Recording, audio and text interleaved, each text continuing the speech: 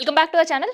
రైతు భరోసా 9 రోజులు 9,000 కోట్ల రూపాయలు 73 లక్షల మంది రైతులు. సో ఇదే నినాదం దాదాపు 4-5 రోజులు రైతు భరోసా సభ కంటే ముందు హడావిడి, సభ ముందు హడావిడి, తర్వాత చల్లబడ్డ సభ రోజు. అసలు నిజంగానే ప్రభుత్వం ఈసారైనా 9,000 కోట్ల రూపాయలు రైతుల అకౌంట్లో డబ్బులు వేస్తారా?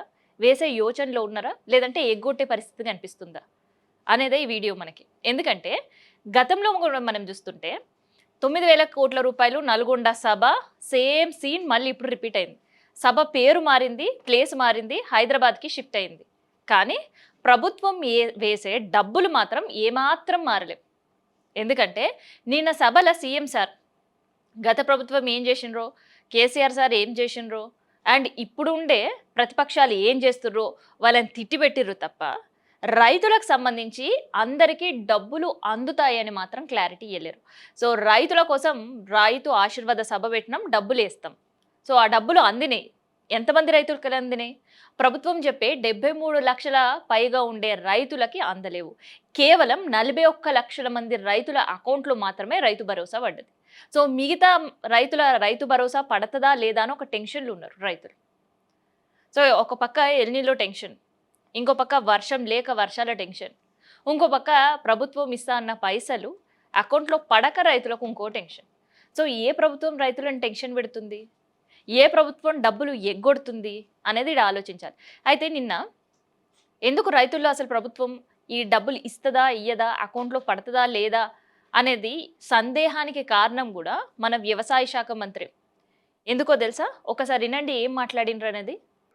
పోయిన యాసంగిలో మాత్రమే 2,000 కోట్లు చిల్లరి మేము రైతు ఖాతాలో జమ చేయలేదు. అది వాస్తవం, మేము ఒప్పుకుంటాం. అది కేవలం ఉద్యోగస్తుల యొక్క భారం. మేము ఇచ్చినటువంటి మాట లక్షలాది మంది జీవితాల్లో వెలుగులు నింపటం కోసం మొన్న యాసంగిలో ఆఖరి కిస్తీ మాత్రం మేము ఇయ్యలేదు. దానికి బదులుగా మేము 5,000 కోట్లు పెట్టి మీరు పండించినటువంటి అన్ని పంటల్ని మద్దతు ధరకు కొన్నటువంటి ఏకైక ప్రభుత్వం తెలంగాణ ప్రభుత్వం. విన్నారు కదా? సో గతంలో నల్గొండ సభ పెట్టి అతి త్వరలో అన్న తర్వాత అతి త్వరలో కేవలం 1 ఎకరం 2 ఎకరం 3 ఎకరాల రైతుల వరకు మాత్రమే డబ్బులు. సో 9,000 కోట్ల రూపాయల్లో దాదాపు 2,000 కోట్ల రూపాయల పైచిలికే రైతులకు ఎగ్గొట్టాము. అది ప్రభుత్వ ఉద్యోగులకి జీతాలు ఇవ్వాల్సిన పరిస్థితి కాబట్టి ఇచ్చాము అని చెప్తున్నారు. సో ఈసారి మరి ఆర్బీఐ నుంచి 11,500 కోట్ల రూపాయలు నిధులు తీసుకొని వచ్చారు. అందులో 9,000 కోట్ల రూపాయలు రైతుల కోసం మేము అలొకేట్ చేసినాం, రైతుల అకౌంట్లలో డబ్బులు వేస్తామని చెప్పారు. కానీ దానికి డెడ్ లైన్ జూలై 15th పెట్టారు. అదే జూలై 15th ఉద్యోగులకు జీతాలు, హెల్త్ కార్డులకు సంబంధించిన నిర్ణయం, పెన్షన్లు కూడా ముందేసుకుంది ప్రభుత్వం. సో మరి ఇవన్నీ ముందేసుకున్న తర్వాత ఈసారి కూడా రైతులకి రైతు బంధు పడుతుందా లేదా అని సందేహించడంలో అస్సలు డౌటే లేదు. ఎందుకంటే ప్రభుత్వం ఏం చెప్పినా రైతుల విషయంలో అది ఎగ్గొట్టడమో, అరాకొర చేయడమో, లేదంటే అబద్ధాలు చెప్పడము అని అనిపించింది నాకైతే ఈ రైతు మాట విన్న తర్వాత. ఒకసారి మీరు కూడా వినండి. మన ఖమ్మం జిల్లా రైతుల తరఫున, తెలంగాణ రైతుల తరఫున మేము ఈ వీడియో ద్వారా ఒకటి ఏడుకోవడం జరుగుతుంది. ఏమిటంటే స్వతంత్రం వచ్చిన కాడి నుంచి ఎక్కువ కాలం కాంగ్రెస్ ప్రభుత్వమే ఈ రాష్ట్రాన్ని ఏలింది. తర్వాత అన్న ఎన్టీ రామారావు గారు 1983లో ముఖ్యమంత్రి అయ్యాక తర్వాత మళ్ళీ కాంగ్రెస్ ప్రభుత్వం వచ్చింది. తర్వాత మళ్ళీ తెలుగుదేశం ప్రభుత్వం చంద్రబాబు నాయుడు గారి హయాంలో జరిగింది. తర్వాత రాజశేఖర రెడ్డి గారు, తర్వాత కిరణ్ కుమార్ రెడ్డి గారు, ఇంతమంది ముఖ్యమంత్రులు ఎంతో మంది చేశారు 75 సంవత్సరాల నుంచి. కానీ రైతుకి ఇలాంటి పరిస్థితి ఎప్పుడు తెలంగాణ కానీ ఉమ్మడి ఆంధ్రప్రదేశ్లో కానీ ఎప్పుడు జరగలేదు. ఒక రైతు వ్యవసాయం స్టార్ట్ చేస్తే తొలకరి వర్షాలు పడంగానే ఆ రైతు మందుల కొట్టుకాడికి వెళ్ళి అప్పు తీసుకొని సరే మందులు తీసుకొచ్చుకొని ఇంటికాడ వేసుకున్న వాళ్ళం మేము. అలాంటి పరిస్థితి. మరి ఇవాళ ఒక నారుమడికి యూరియా జల్లాలన్నా కూడా కేజీ యూరియా దొరకని పరిస్థితి ఇవాళ. గత ప్రభుత్వాల్లో ఇంటి దగ్గర నుంచి ఫోన్ చేస్తే 100 కట్టలు కావాలన్నా కూడా ఆ రైతింటికి మందు కట్టలు వచ్చినాయి. ఇవాళ ఆ పరిస్థితి ఉందా? మీరు ఈ విధానం, ఈ యాప్ విధానం అనేది మీకు మరి ఎవరిచ్చిన ఐడియా కానీ రైతులు ఆగమయ్యే పరిస్థితి వచ్చేసింది. ఇవాళ మీరు చేసే పనులకి యాప్ పెడితే ఈ యాప్ అతను యూరియా బుకింగ్ చేసుకునే లోపులోనే ఆధార్ కార్డు చెప్పి ఓటీపీ వచ్చే లోపులోనే మందు కట్టలు అయిపోతున్నాయి. ఇవాళ మరి దీంట్లో 100 మంది రైతుల్లో 80% రైతుకి ఇంతవరకు యూరియా కట్ట అందలేదు. ఇవాళ వాళ్ళకి యాప్ చేసుకోవడం కుదురుతుందా? యాప్ చేసుకొని ఎవడో వాడు చదువుకున్న వాళ్ళ దగ్గర పోయి యాప్ చేసే లోపల ముందు కట్ట స్టాక్ అయిపోతుంది. ఇతను ఎక్కడికని పోతాడండి?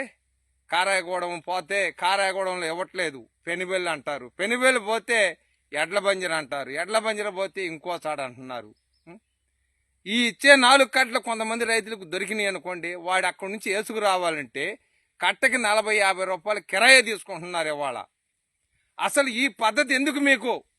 ఎప్పట్లాగే డీలర్ దగ్గర పెట్టి పక్క రాష్ట్రంలో ఏ విధంగా అయితే మీకు మందు కట్టల వాళ్ళు మన ఆధార్ కార్డు కొట్టంగానే ఆ రైతుది అతనికి 10 ఎకరాలు ఉంటే 10 రోజులు 20 కట్టలు ఇస్తున్నారు ఇలా మందుల కోట్లోని డైరెక్ట్గా డీలర్ దగ్గరే, లైసెన్స్ ఉన్న డీలర్ దగ్గర. ఇవాళ ఆ పరిస్థితి తెలంగాణ రాష్ట్రంలో ఎందుకు లేదు మీకు? ఇవ్వాలని మిమ్మల్ని అడుగుతున్నాం. నేను రైతాంగం తరఫున, నేను ఒక రైతు బిడ్డనే. మరి ఈ పరిస్థితి ఎందుకు వచ్చింది? మీరు ఎప్పటికైనా మీరు ఈ యాప్ని తీసుకెళ్ళి మీరు ఎక్కడ వేసుకుంటారో మాకు సంబంధం లేదు. ఎప్పటికైనా ఆ రైతుకి ఎన్ని ఎకరాలు అయితే ఉందో అన్ని ఎకరాలు సరిపడే యూరియా మీరు ఆ రైతుకి ఇవ్వండి. ఒకసారి తీసుకుంటే మళ్ళీ రెండో పంట వచ్చిన దాకా ఆ రైతుకి మీరు యూరియా ఇవ్వమాకండి. ఎప్పట్లాగనే డీలర్ల కొట్లలో ఇచ్చేసి ఆ రైతు అడగబోయి ఆ ఆధార్ కార్డు ఇచ్చి అతన్ని తంబేసుకొని అతనికి మందు కట్టలు ఇచ్చే విధంగా మీరు అధికారులకి మీరు సూచనలు ఇవ్వాలని తెలంగాణ రైతుల తరఫున మళ్ళొక్కసారి మిమ్మల్ని వేడుకోవడం జరుగుతుంది. సో ఇదన్నమాట రైతు గోస. గత ప్రభుత్వం రైతు భరోసా ఇచ్చిన రుణమాఫీ విషయంలో నిర్లక్ష్యం చేసింది, కొనుగోలు విషయంలో కాస్త అటు ఇటుగా వ్యవహరించింది. ఈ ప్రభుత్వం వచ్చిన తర్వాత అయినా తీరు మారుతుంది, పరిస్థితులు మారుతాయి అనుకున్న రైతన్నలకి మళ్ళీ అదే గతి పట్టించిన పరిస్థితి. సో ఈడ ఏకంగా 5 సార్లు సంపూర్ణంగా వేసింది రైతు భరోసా రైతు అకౌంట్లో కేవలం ఒకసారి, ఇంకో 4 సార్లు ఎగ్గొట్టిర్రు. సో అందుకనే ప్రతిపక్షాలు ఏ సంవత్సరం ఎంత ఎగ్గొట్టిర్రు అనే లెక్కలతో ప్రభుత్వాన్ని నిలదీస్తారు. వాళ్ళు ఏం నిలదీస్తారో కూడా చూడండి ఒకసారి. పిచ్చి డైలాగులు కొడుతుంటాడు. నిన్న కేసీఆర్ గారిని పట్టుకొని పశుపతి అంటాడు. నువ్వేంటిది మరి భూతపతివా? ఇప్పుడు ఆ నేపాల్లో హిందువులంతా, ప్రపంచ హిందువులంతా పూజించే పశుపతినాథ్ దేవాలయం ఉంటుంది నేపాల్లో. పశుపతినాథ్ అంటే పశువులను, సమస్త జీవకోటిని కాపాడేటువంటి ప్రతిరూపం, శివుడికి ప్రతిరూపం పశుపతినాథ్. మరి కేసీఆర్ గారు అంత అద్భుతంగా రైతులను, రైతుల చేతుల్లో ఉండే పాడి పశువులను అందరినీ కాపాడి రాష్ట్రాన్ని అద్భుతంగా అభివృద్ధి చేసిండు. నువ్వు కేసీఆర్ గారు పట్టుకొని ఏదో బూతులో సినిమా డైలాగులు కొట్టినంత మాత్రాన ప్రజలు నమ్మే పరిస్థితుల్లో లేదు. సో ఇట్లా రైతు భరోసా మేమిచ్చామంటే మేమిచ్చినాం, రైతులకి మేం ఫేవర్ ఉందంటే మేం ఫేవర్, రైతుల ప్రభుత్వం మాదంటే మాదే అని కొట్లాడుకోవడం తప్ప ఆ ప్రభుత్వం ఏం చేసిందో ఈ ప్రభుత్వం చెప్తే ఈ ప్రభుత్వం ఎట్లా ఎగ్గొట్టిందో డబ్బులని ఇప్పుడు ఉండే ప్రభుత్వం చెప్తుంది. సో ఈ కొట్లాటలు పంచాదులు కాదు రైతులకు కావాల్సింది, రైతు భరోసా రైతులు కావాల్సింది. రైతు భరోసా తర్వాత వాళ్ళు పండించిన పంటకి ధర కల్పించడం రైతులకు కావాల్సింది, ధాన్యం కొనుగోలు రైతులకు కావాల్సింది. కానీ ఇవన్నీ కూడా ఏ ప్రభుత్వం మారినా ఆ ప్రభుత్వం మర్చిపోయి మేము ఇంత ఇచ్చినాం అంత ఇచ్చినాం అని చెప్పుకుంటున్నారు. అయితే ఈ ప్రభుత్వం మేము వచ్చినప్పటి నుంచి దాదాపు 36,000 కోట్ల రూపాయలు రైతు భరోసా కింద ఇచ్చినామని చెప్తున్నారు. సో గత ప్రభుత్వం కంటే మేము ఎక్కువ ఇచ్చినామని చెప్పడానికి కారణం ఏంటంటే గత ప్రభుత్వం ప్రతిసారి రైతు భరోసా పడినప్పుడు కేవలం 7,500 రూపాయలు మాత్రమే. సో అప్పుడు రైతు భరోసాకు సంబంధించిన స్కీమ్ అప్లై చేసుకున్న రైతుల సంఖ్య తక్కువ. సో అందుకనే ప్రతి ఒక్కరి అకౌంట్లో డబ్బులు వేసిన ఘనత కేసీఆర్ది. కరోనా టైంలో వేసిండ్రు, నోట్లు రద్దయిన సమయంలో కూడా వేసిండ్రు. సో ఎన్నికల నోటిఫికేషన్ వచ్చిన తర్వాత మాత్రమే రైతు భరోసా ఆగిన పరిస్థితి. సో అది కూడా రైతులు మేము ప్రభుత్వం వస్తే పెంచిస్తాం అంటే ఆశపడి ఓట్లు వేసిన తర్వాత పూర్తిగా ఎగ్గొట్టిన పరిస్థితి కనిపిస్తుంది. సో అరా కొరగా 10 ఎకరాల భూమి ఉన్నా కూడా కేవలం 2 ఎకరాలకు మాత్రమే ఇప్పటివరకు రైతు భరోసా పడింది. సో మరి ఈ 9,000 కోట్ల రూపాయల్లో 2,580 కోట్ల రూపాయలు మాత్రమే ఖర్చు అయింది. మరి మిగతా రైతు అకౌంట్లో పడతారా? లేదంటే ఈసారి కూడా ప్రభుత్వ ఉద్యోగులకి జీతాలు ఇవ్వాలి, వాళ్ళను కూడా కుటుంబాలు కాపాడాలి, తర్వాత హెల్త్ ఇన్సూరెన్స్లు ఇవ్వాలి, పాలసీలు కట్టాలి, ఆర్టీసీని ఆదుకోవాలి, ఇట్లాంటివి కూడా తుమ్మల సార్ ఏమని చెప్తాడా అనే భయంలో రైతులు ఉన్నారు.